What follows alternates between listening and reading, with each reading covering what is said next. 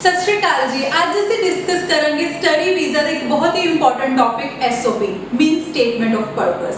ਜਦੋਂ ਵੀ ਆਪਾਂ ਕਿਸੇ ਵੀ ਕੰਟਰੀ ਦਾ ਸਟੱਡੀ ਵੀਜ਼ਾ ਅਪਲਾਈ ਕਰਦੇ ਆ ਤਾਂ ਉਹਦੇ ਵਿੱਚ SOP ਇੱਕ ਬਹੁਤ ਹੀ ਇੰਪੋਰਟੈਂਟ ਰੋਲ ਪਲੇ ਕਰਦੀ ਹੈ। ਸੋ ਜਦੋਂ ਆਪਾਂ SOP ਬਣਾਉਂਦੇ ਆ ਤਾਂ ਸਾਨੂੰ ਮੇਨ 4 ਕੀ ਪੁਆਇੰਟਸ ਨੂੰ ਯਾਦ ਰੱਖ ਕੇ ਹੀ ਆਪਣੀ SOP ਬਣਾਉਣੀ ਚਾਹੀਦੀ ਹੈਗੀ ਹੈ। ਨੰਬਰ 1 ਮੇਨ ਕੀ ਪੁਆਇੰਟ ਹੈਗਾ ਕੰਟਰੀ। ਤੁਸੀਂ ਜਿਹੜੀ ਕੰਟਰੀ ਦੇ ਵਿੱਚ ਜਾ ਰਹੇ ਹੋ ਤੁਹਾਨੂੰ ਉਸ ਕੰਟਰੀ ਦੇ ਕੀ ਬੈਨੀਫਿਟਸ ਨੇ, ਕਿ ਕਿਹੜੀ ਯੂਨੀਵਰਸਿਟੀ ਵਿੱਚ ਜਾ ਰਹੇ ਹੋ ਉਸ ਕੰਟਰੀ ਦੀ, ਉਹ ਤੁਹਾਨੂੰ ਕਿੰਨੀ ਸਕਾਲਰਸ਼ਿਪ ਦੇ ਰਹੀ ਹੈ, ਉਹ ਸਾਰੇ ਪੁਆਇੰਟਸ ਤੁਹਾਨੂੰ ਮੈਂਸ਼ਨ ਕਰਨੇ ਚਾਹੀਦੇ ਹੈ। ਤੁਸੀਂ ਇਹ ਪਾਰਟਿਕੂਲਰ ਕੰਟਰੀ ਹੀ ਕਿਉਂ ਚੂਜ਼ ਕਰ ਰਹੇ ਹੋ, ਤੁਹਾਨੂੰ ਉਹਦੇ ਵਿੱਚ ਕੰਪੈਰੀਜ਼ਨ ਕਰਨਾ ਚਾਹੀਦਾ ਹੈ ਦੂਸਰੀ ਕੰਟਰੀਜ਼ ਦੇ ਨਾਲ। ਇਵਨ ਕਿ ਇੰਡੀਆ ਕਿਉਂ ਨਹੀਂ ਤੁਸੀਂ ਪੜ੍ਹਨਾ ਚਾਹ ਰਹੇ, ਠੀਕ ਹੈ। ਅਗਰ ਤੁਸੀਂ ਇਹ ਵਾਲੇ ਪੁਆਇੰਟਸ ਆਪਣੇ ਕੰਟਰੀ ਦੇ ਪੈਰਾਗ੍ਰਾਫ ਦੇ ਵਿੱਚ ਲਿਖ ਰਹੇ ਹੋ ਤਾਂ ਤੁਹਾਡਾ ਜੋ ਹੈ ਤੁਹਾਡੀ SOP ਸਟਰੋਂਗ ਹੋਏਗੀ।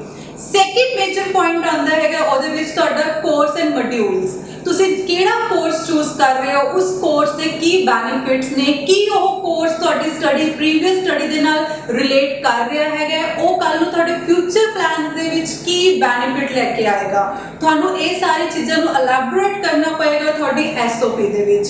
ਉਸ ਤੋਂ ਬਾਅਦ ਤੁਸੀਂ ਜਿਹੜੇ ਮੋਡਿਊਲਸ ਪੜ੍ਹ ਰਹੇ ਹੋ ਉਹਦੇ ਵਿੱਚ ਮੇਜਰ ਮੋਡਿਊਲਸ ਕੀ ਹੈ, ਮਾਈਨਰ ਮੋਡਿਊਲਸ ਕੀ ਹੈ, ਉਹਨਾਂ ਨੂੰ ਵੀ ਐਲੈਬੋਰੇਟ ਕਰੋ। ਪਾਰਟਿਕੂਲਰ ਜਿਹੜੇ ਮੇਜਰ ਮੋਡਿਊਲਸ ਹੈ ਉਹ ਤੁਹਾਨੂੰ ਤੁਹਾਡੇ ਫਿਊਚਰ ਦੇ ਨਾਲ ਕਿਵੇਂ ਬੈਨੀਫਿਟ ਲੈ ਕੇ ਆ ਰਹੇ ਹੈ, ਤੁਹਾਨੂੰ ਉਹ ਵੀ ਚੀਜ਼ SOP ਦੇ ਵਿੱਚ ਮੈਂਸ਼ਨ ਕਰਨੀ ਚਾਹੀਦੀ ਹੈ। ਥਰਡ ਪੁਆਇੰਟ ਆਉਂਦਾ ਹੈ ਫਾਈਨੈਂਸ਼ੀਅਲ ਕਪੈਸਿਟੀ, ਕਿ ਤੁਹਾਡੇ ਕੋਲ ਤੁਸੀਂ ਜਦੋਂ SOP ਬਣਾ ਰਹੇ ਹੋ ਉਹਦੇ ਵਿੱਚ ਇਸ ਪੁਆਇੰਟ ਨੂੰ ਵੀ ਜ਼ਰੂਰ ਮੈਂਸ਼ਨ ਕਰੋ ਕਿ ਤੁਸੀਂ ਜਿਹੜੇ ਫੰਡ ਸ਼ੋ ਕੀਤੇ ਆ ਜਾਂ ਤੁਹਾਡੇ ਕੋਲ ਜਿਹੜੇ ਫੰਡਸ ਹੈਗੇ ਨੇ, ਤੁਸੀਂ ਵੀਜ਼ਾ ਆਫਿਸਰ ਨੂੰ SOP ਦੇ ਵਿੱਚ ਇਹ ਮੈਂਸ਼ਨ ਕਰੋ ਕਿ ਮੇਰੇ ਕੋਲ ਆਹ ਫੰਡਸ ਨੇ, ਮੇਰੀ ਆਹ ਪ੍ਰਾਪਰਟੀ ਹੈਗੀ ਹੈ, ਮੈਂ ਕੱਲ ਨੂੰ ਆਪਣੀ ਸਟੱਡੀ ਕਰਕੇ ਵਾਪਸ ਆਵਾਂਗਾ, ਮੈਂ ਉੱਥੇ ਪੱਕਾ ਨਹੀਂ ਹੋਵਾਂਗਾ, ਕਿਉਂਕਿ ਇਹ ਪੁਆਇੰਟ ਤੁਹਾਨੂੰ ਮੈਂਸ਼ਨ ਕਰਨਾ ਬਹੁਤ ਜ਼ਰੂਰੀ ਹੈ।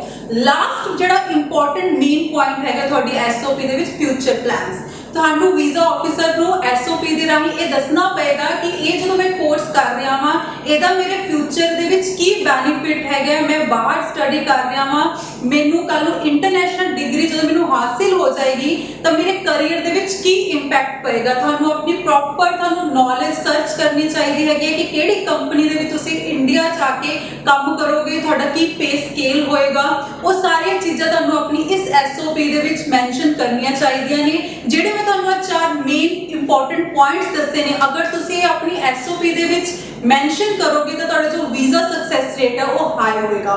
ਹੋਰ ਇਨਫੋਰਮੇਸ਼ਨ ਲਈ ਜਾਂ ਤੁਹਾਨੂੰ SOP ਦੇ ਰਿਗਾਰਡਿੰਗ ਕੋਈ ਵੀ ਡਾਊਟ ਹੈ ਤੁਸੀਂ RPC ਦੀ ਟੀਮ ਨੂੰ ਐਕਸਪਰਟ